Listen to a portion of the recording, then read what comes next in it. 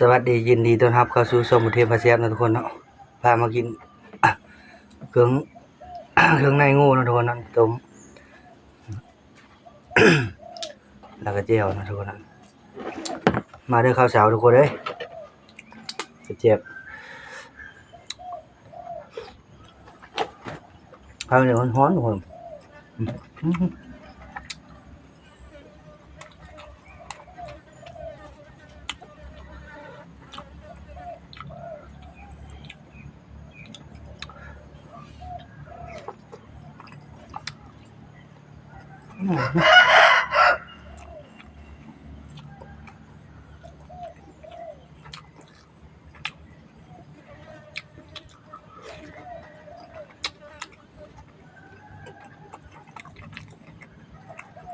แซ่บทุกคนต้มไปเปื่อยครับ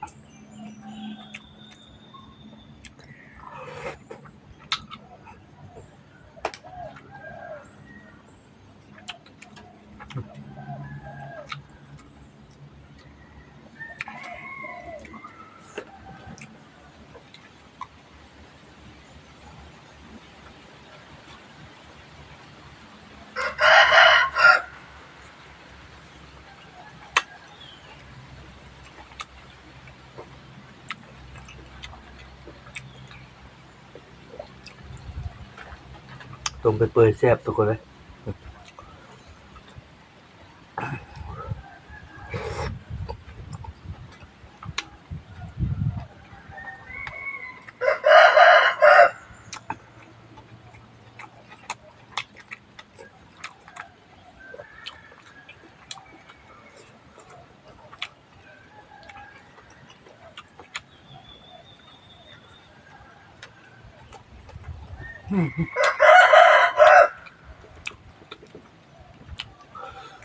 กินปอดมันทุกคน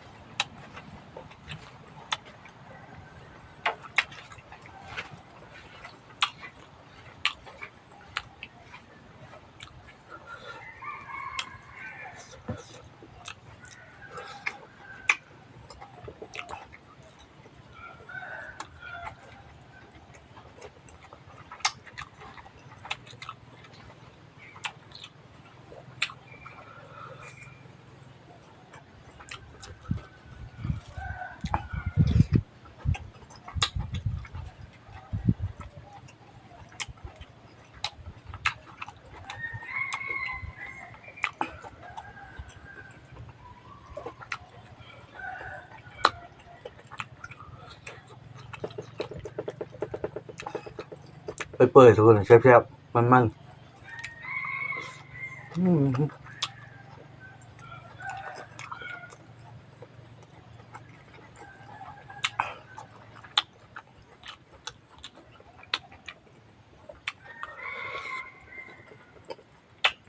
ปอดมันทุกคน